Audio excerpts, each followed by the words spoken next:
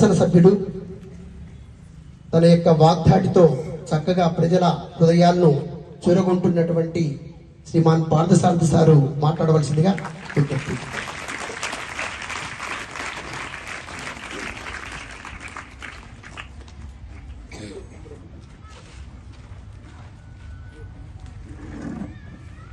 వేదిక మీద ఉన్నటువంటి గురుసిద్ధ దేవరు కల్లుమఠ స్వామి గారికి, అలాగే మేడం ఇంద్రావతి గారికి, హెచ్ఎం గారికి, అలాగే మల్లు వెంకటరెడ్డి గారికి, శ్రీనివాస్ రెడ్డి గారికి, బసవన్న గౌడ గారికి, భీమారెడ్డి గారికి, చెన్నబసప్ప గారికి, శివన్న గారికి అందరికీ కూడా పేరు పేరున నమస్కారాలు తెలియజేస్తాను.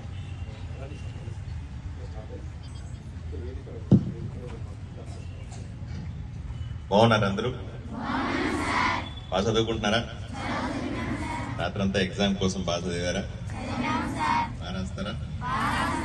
All the best. ఈరోజు భగవద్గీత పుస్తకాన్ని పిల్లలకి ఇవ్వాలా అని నన్ను పిలిచారు. చాలా మంది అంటారు భగవద్గీతని చిన్నపిల్లలకి ఇవ్వడం ఏంటండి, భగవద్గీత ముసలోళ్ళు అయినప్పుడు చదువుకోవాలి, భగవద్గీత ఎక్కడ పూజా మందిరాల్లో చదువుకోవాలి, ఇక్కడ ఏం పని అని చాలా మంది అనుకుంటాం. నేను మీ వయసులో ఉన్నప్పుడు, నేను స్కూల్కి వెళ్లే సందర్భంలో మా నాన్న టీచర్, స్కూల్కి వెళ్లే సందర్భంలో మా నాన్న ఇంతకంటే పెద్ద, ఇది చిన్నగా ఉంది చాలా బుక్, నేను అడుగుతున్నాను ఇదేంటి ఇది చిన్నగా ఉంది భగవద్గీత అని. చాలా పెద్ద భగవద్గీత ఉండున్నప్పుడు పెద్ద భగవద్గీత బుక్ను మా నాన్న నాకు కొనిచ్చినాడు. సెలవుల్లో అంతా దీన్ని చదవాలి రోజు అని చెప్పేవాడు, ఆ శ్లోకాలను బట్టి కొట్టమని చెప్పేవాడు.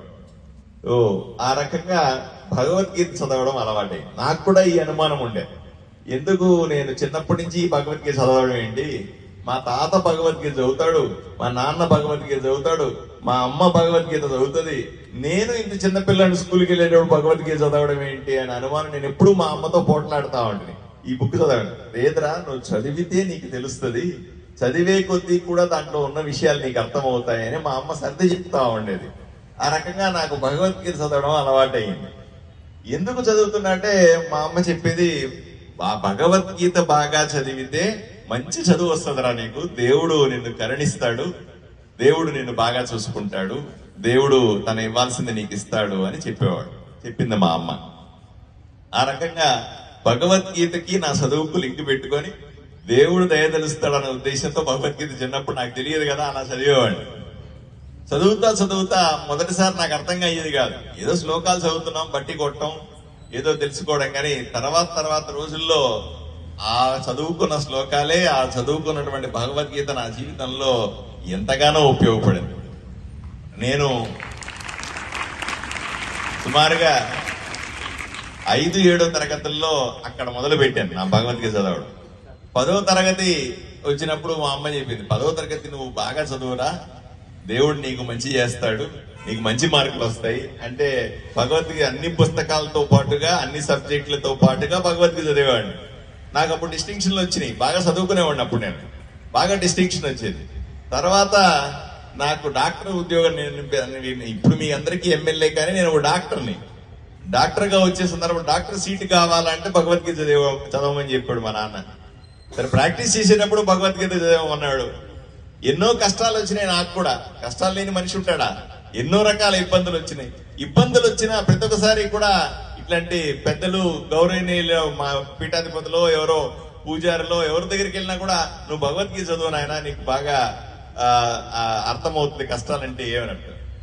చివరికి ఈ రోజు దాకా, మొన్న ఎమ్మెల్యేగా పోటీ చేసిన తర్వాత కూడా, ఎమ్మెల్యే అయిన తర్వాత కూడా, ఈ రోజు దాకా కూడా నేను ఈ భగవద్గీతను చదువుతానే ఉన్నాను. చదివిన ప్రతి ఒక్కసారి కూడా కొత్త విషయాలు తెలుస్తూనే ఉన్నాయి. కాబట్టి నేను మీకు చెప్పేది ఏంటంటే, వయసుతో సంబంధం లేకుండా అందరికీ అవసరమైనటువంటి, హిందువులందరికీ, హిందూ ధర్మాన్ని పాటించేటువంటి అందరికీ కూడా, అన్ని వయసుల వారికి కూడా అవసరమైనటువంటి బుక్ ఏదన్నా ఉంది అంటే అది ఒక్క భగవద్గీత మాత్రమే అన్న విషయాన్ని మీకు చెప్పడానికి మాత్రమే ఇన్ని విషయాలు నేను మీకు చెప్తాను. భగవద్గీత అంటే ఏంటి, ఇది ఎక్కడి నుంచి వచ్చింది? శ్రీకృష్ణుడు అర్జునుడికి ఉపదేశించిందే భగవద్గీత. ఎందుకు ఉపదేశించాడు, ఎందుకు చెప్పాల్సి వచ్చింది శ్రీకృష్ణుడు? అర్జునుడు యుద్ధంలోకి వస్తాడు. పాండవులు అయిన వాళ్ళు కౌరవులతో యుద్ధానికి వస్తారు. అర్జునుడు అందరినీ చూసిన తర్వాత అస్త్రాలన్నీ కూడా ఆయన బాణాలు విల్లు అన్ని కింద పడేసి నేను యుద్ధం చేయలేనండి, నా వల్ల కాదు అని పోయి ఓ చెట్టు కింద కూర్చుంటాడు. శ్రీకృష్ణుడు వచ్చి అదే చెట్టు కింద ఆయనకు గీతోపదేశం చేస్తాడు.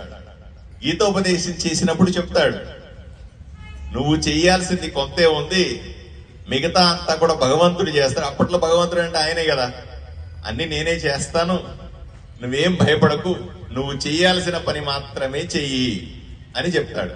ఆ చెయ్యాల్సిన పని చెయ్యి అని చెప్పడమే భగవద్గీత. మీ అందరికీ కూడా ఇప్పుడు మీరు చేయాల్సింది ఏంటి? బాగా చదువుకొని బ్రహ్మాండంగా ఎగ్జామ్ రాస్తే మంచి మార్కులు ఇచ్చేది ఏ క్వశ్చన్ రావాలా, ఎన్ని మార్కులు రావాలా, నువ్వు ఫస్ట్ ఉండాలా, సెకండ్ ఉండాలా, లాస్ట్ ఉండాలా డిసైడ్ చేసేది ఎవరు? చదువుకోవాల్సింది మాత్రం ఒకరెవరన్నా పొరపాటున రోజు రాత్రంతా చదువుకోకుండా రాత్రంతా పూజ చేశారు, పొద్దున్నే ఎగ్జామ్ రాస్తే ఫస్ట్ వస్తారా లాస్ట్ వస్తారా? నువ్వు చేయాల్సిన పని చెయ్యాలి, అదే చెబుతుంది భగవద్గీత. చదువుకోవాల్సింది నువ్వు, బ్రహ్మాండంగా చదువుకోవాల్సింది నువ్వు, మొబైల్ వాడకుండా చదువుకోవాల్సింది నువ్వు, చదువుకున్న తర్వాత గ్రౌండ్ లో పోయి ఆటలాడాల్సింది నువ్వు. అంతకు మించి ఏమీ చేయడానికి లేదు. ఆ పని చక్కగా చేస్తే భగవంతుడు 100% నీతో ఉంటాడు, రోజు నీతో ఉంటాడు, ప్రతి క్షణం నీతో ఉంటాడు, నిన్ను కాపాడుకుంటాడు. నిన్ను అన్ని విధాలుగా కూడా ఏదైతే నువ్వు కోరుకుంటున్నావో, బాగా చదువుకోవాలి, వృద్ధిలోకి రావాలి, ఉద్యోగాలు రావాలి, తల్లిదండ్రులను బాగా చూసుకోవాలి,